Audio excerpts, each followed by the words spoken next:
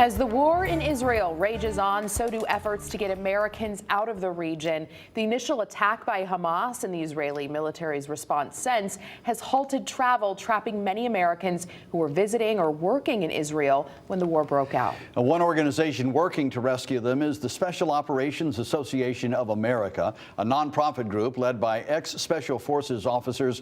And we're joined now by Alex Plitsas with the SOAA to give us more detail about his group's work. And Alex, we're glad you're with us here tonight. Tell us first just how you are helping to get Americans out of Israel. Thanks so much. It's a pleasure to be here with you. Well, I was supposed to land there the Sunday after the attacks. I'm also a non-resident fellow at the Atlantic Council. We have a normalization and peace team that puts on peace conferences. So I was supposed to be there. And then obviously was stuck home because the flights were canceled. So our organization got together very quickly, and we assessed, based on previous experience, who had worked and operated with Israeli Special Operations Forces or the intelligence services. And we had a fairly significant number of folks who had done so, working both in the intelligence community as well as on the special operations side. And so based on experience in the Afghan withdrawal and then subsequently in Ukraine, we realized that we could come up alongside the U.S. government and provide some support to be able to identify and help shepherd U.S. citizens who are in the country into areas of safety and then subsequently onto flights to get them out. Now, we've been hearing a lot about Americans not being able to leave Israel, right? A lot of the commercial flights halted their flights in and out. So we have to mention that there are many Americans who are stuck in Gaza. That's a whole different beast, trying to bring them home. So tell us, are you working to get them out? And so far, there's really no way out. That's 100% correct. So there's a couple distinct populations of U.S. citizens who are there. So you have a number of dual citizens who live in Israel, full-time or permanently. You have folks who are there traveling for work, and then you have people who may have been there for leisure or vacation.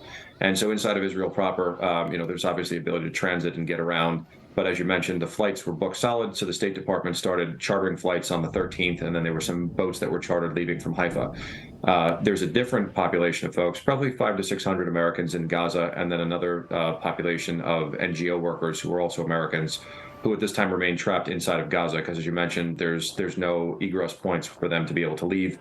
The entire coastline is blockaded, and then there's a fence line that runs the entire length of it. So really what we've been doing is using some tradecraft developed in the last couple of crises through technology and communications to be able to move people to safe locations to keep them out of harm's way in the interim until they're able to either self-extract or until something can be put together to go get them. So for right now, we're still in the phase of sharing the information with U.S. and Israeli both intelligence services as well as their special operations, both on the U.S. and Israeli side. We have teams that are embedded right now and coordinating with the Israelis on the ground, as well as providing information, atmospherics back to U.S. elected officials about what's going on the ground, how aid is flowing, or if it's not, where U.S. persons are.